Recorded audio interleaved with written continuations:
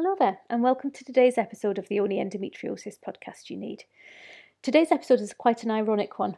I started to record it a bit earlier today and had no joy at all. I was using the wrong words, I was getting completely lost, completely sidetracked. I was getting so frustrated with myself. My self-talk turned incredibly negative and I was getting quite annoyed with life.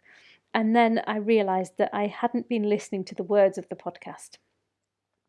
And I needed to go and actually put into practice what it was that I was just about to record.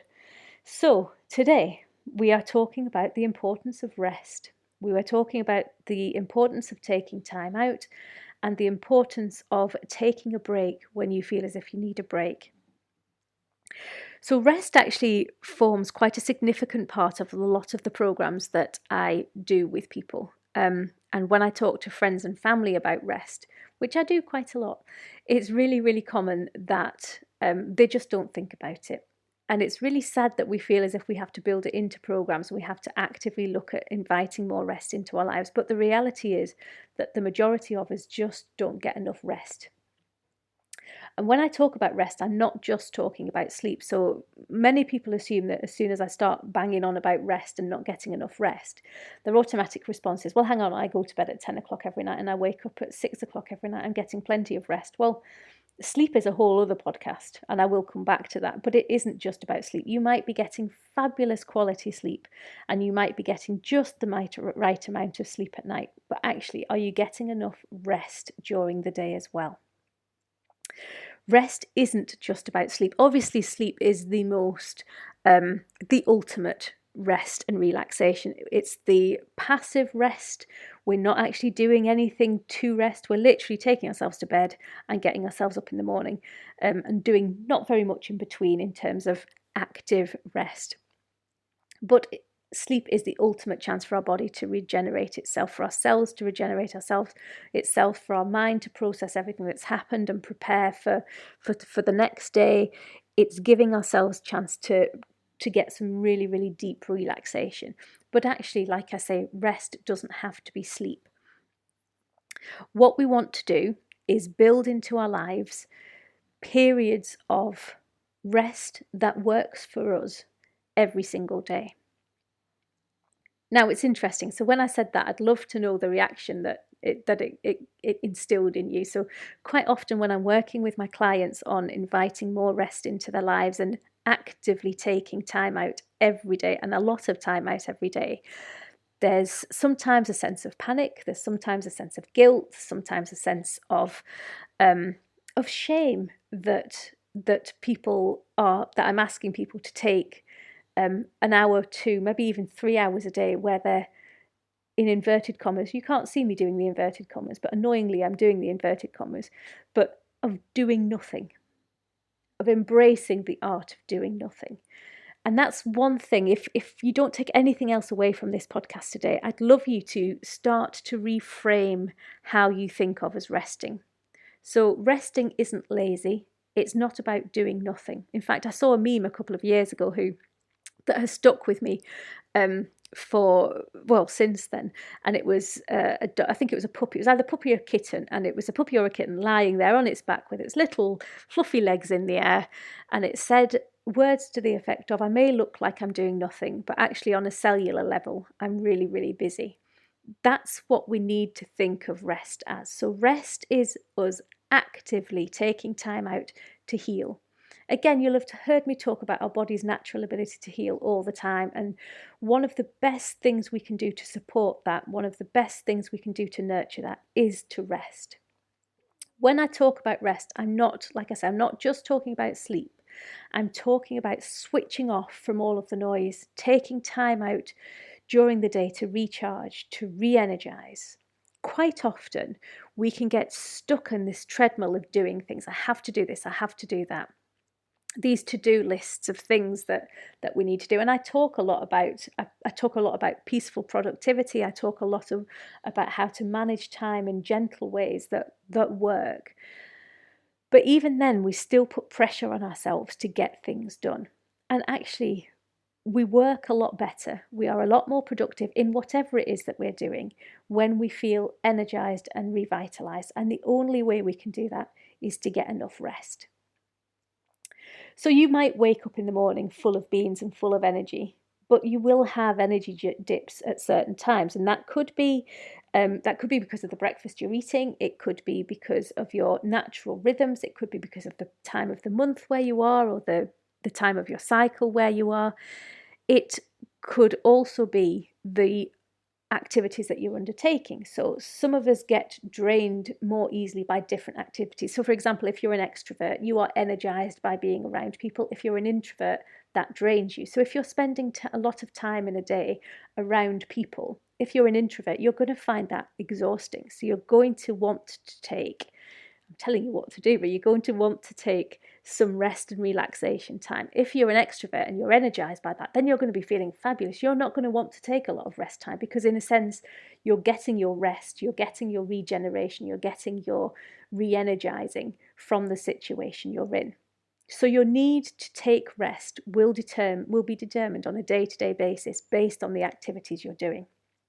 But it's really, really important to recognize your body telling you when you need rest. So, for example, this morning when I was recording this podcast, what I should have done was after the first, I dread to think how many attempts I had, but after the first, say, 5 attempts, I was getting all of the signals that I'm going to talk you through now. I was getting every single one of them. And actually what I should have done was just held my hands up and said, do you know what? I need some rest.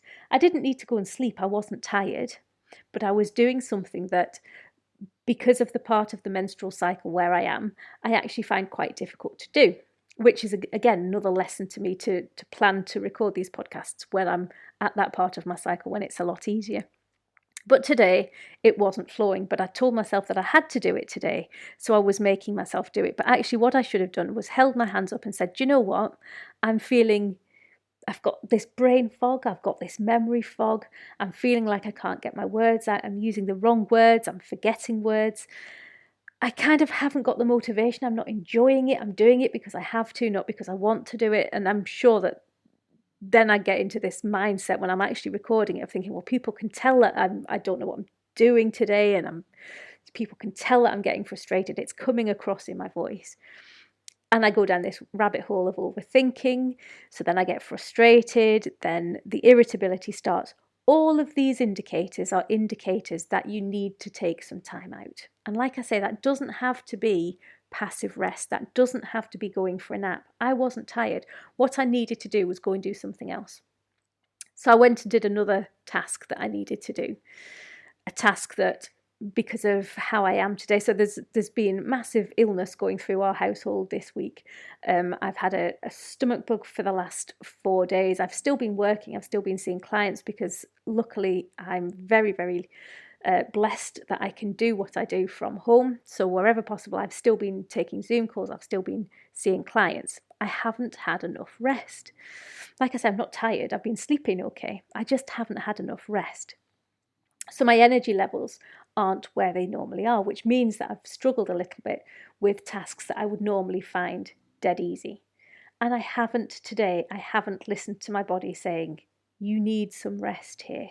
Go and do these tasks that you find peaceful, that you find energizing. Go and have a drink. Go and do a little bit of mindfulness. At one point, I actually just went and stood and looked out over the garden just for probably less than a minute, just did a few deep breaths and then came back to it. That's all you need sometimes. That is enough rest just to re-energize and reset. If you don't listen to your body, you've obviously heard me and my phrase, listen to your body whisper so you don't hear it scream. I didn't listen to my body whisper. And because of that, I spent an additional 2 hours trying to record this blooming podcast. And by the time I listened to my body, I was already heightened. I was already like, I probably should have, well, maybe not should have, but I probably could have gone and tried to have a nap, because I was feeling exhausted because I didn't listen to my body. So I went off and I gave my mind a chance to reset. I gave my body that space to heal, to calm down, and I came back much more creative, much more energized, and much happier. So this is the kind of thing that we need to start building into our day-to-day routines. When we do that, then we're not only giving our body that space to heal and our mind that chance to calm, but we're actually starting to reset our hormonal imbalance. to reduce pain, to manage inflammation. All of those symptoms, all of those things that we're experiencing actually get better the calmer we are. Because essentially all we're talking about is a way of reducing stress and managing stress, reducing and managing that overwhelm. Stress and overwhelm and all of the busyness massively interfere with our hormones. So the more that we can build that time for calming, the more that we can build those calm rituals into our day, the more healing we're giving ourselves, the more space we're giving ourselves for our hormones to sort themselves out, for our inflammation to reduce, and for our pain to be managed as well. So, how do you invite more calm and more rest into your life? Well, the crucial thing is here to, like I say, to work out what works for you. You could be an introvert and you're energized by time by yourself, in which case build more me time into your day. You could be an extrovert and need people, so build more people time into your day. Figure out what it is that works for you and do it so that it's not a chore. Like I say, it might be beneficial in the first place to put it on your to-do list. So put the to-do list, include in the to-do list 3 lots of relaxation today. It becomes a chore, but actually if you're doing something that works, if you're doing a relaxation technique that works for you, then it's not going to feel like a chore and it's going to start becoming a habit. If you can build a ritual that works for you, it's especially beneficial if you do a morning ritual, an evening ritual, but if you have smaller rituals that you do during the day that you can just lean on as and when you need them at certain points, it just becomes something that you naturally start doing. So you will have these already built in at some point, and you may have negative versions of them as well. So you may find yourself doing things negatively or negative things when it comes to certain triggers. But actually, if you can just start to have a nice, gentle relaxation ritual that you can hone in on. So that could be something as simple as looking at a picture of outside. So if you're at your desk and you don't have access to a window, just have a screensaver of something natural, or have a picture when you're at the beach, something that you can just look at that just for a fleeting moment even transports you beyond where you are at the minute. It takes you out, it cuts you temporarily away from the noise, the whatever it is you're doing, and it gives you that moment of rest, that moment of peace. Listening to a song, listening to a podcast, listening to an audiobook, all of those things that just immerse you for however many minutes that you need it. It could be an hour, it could be 5 minutes, it could be 3 hours, it could be in the bath, whatever it is that works for you. Just build those rituals into your day. Active rest, like I say, active rest is really beneficial, especially for people who like to be on the go. Not everybody likes to sit and meditate, who likes to sit and just be.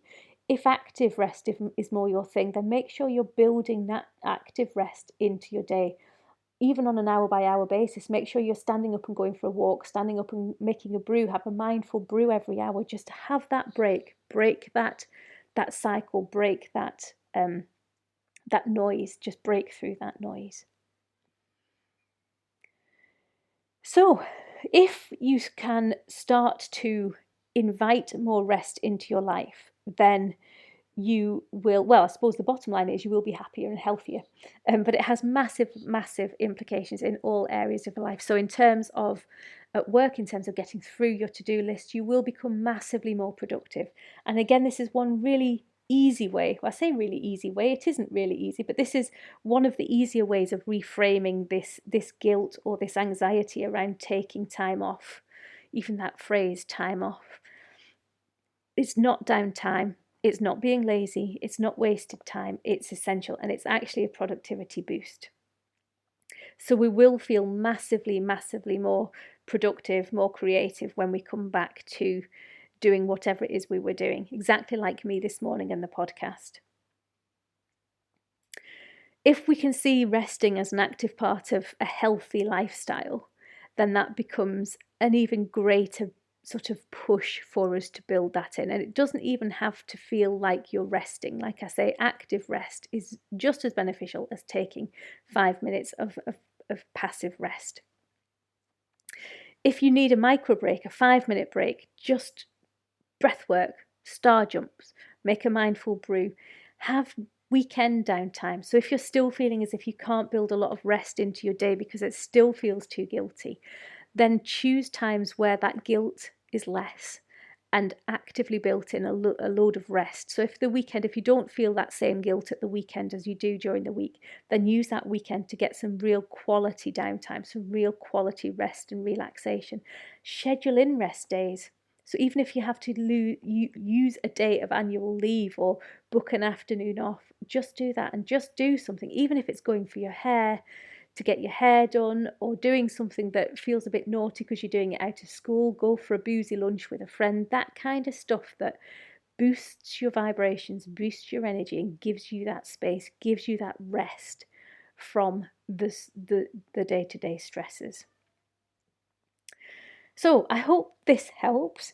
Like I say, if you don't take anything else from this podcast, then I hope that it's a little bit of encouragement to view rest as an essential part of your day-to-day. I've written here essential part of your self-care. I don't even want it to be an essential part of self-care. I want it to be an essential part of your day-to-day routines, just the same as anything else that you do that you feel as if you have to do, but a beneficial thing. Rest again boosts our body's natural healing ability. It boosts that connection between our mind, our body, and our soul, and it boosts our ability to prioritize ourselves, I suppose. It's you telling your body, it's you telling your mind and your soul that you are worthy of this 10 minutes of whatever it is that you're going to do to relax. And that is massively important when it comes to managing endometriosis, when it comes to trying to reduce symptoms, when it comes to taking that full-on responsibility for your own health and well-being. You have to believe that you're worth it. And one of the first steps to that is to prioritize even the smallest rituals of self-care. And I'm going to use the term self-care. But that's one of the most important things we can do. If you start to build rest into your day, not only will you feel the benefits from a well-being and a health point of view, but psychologically, and you might not see this, you might not feel this straight away, but psychologically you are telling yourself that you are worthy of this time, this rest, this nurturing. And that will help you massively in the long run when it comes to managing your own symptoms. Start small. If you feel it overwhelming, if you do feel that guilt about prioritising your own rest time, then start small and congratulate yourself, even for taking 5 minutes out to look at a picture of a ski slope or to listen to your favourite song. Congratulate yourself for doing that, and take note, even anchor in the feeling of sort of the beneficial feeling, the impact that doing that gives you. Once you anchor that in, you'll understand, your body will understand more the need for you to do more of it, and you'll want to do more of it as well. So thank you very much for listening. If you do enjoy that podcast, you can subscribe to me on Substack. It doesn't cost anything, but it just lets you know when further podcasts are released. You also get my Monday morning happiness prompts as well, and very occasionally, I try and do it every week, but it doesn't always happen, a nice Friday reflection prompt as well. If you do subscribe, you can also have free access to my monthly Reiki sessions, which are done as distance healing sessions as a webinar. You literally pop your headphones in, close your eyes and zonk out, zen out. That's what I meant. They're included in the subscription fee, as well as the monthly health clinics and a few other bits and bobs, as well as a feature-length workshop or podcast, depending on what month it is. But you don't have to do any of that. You can just continue to listen to me on the place where you normally get your podcasts. If there's anything you'd like me to talk about, if you have any questions, if there's a theme that you'd like to hear a podcast on, please do get in touch. If not, that's absolutely fine. Just continue listening to my mutterings. I wish you every health and happiness until next time.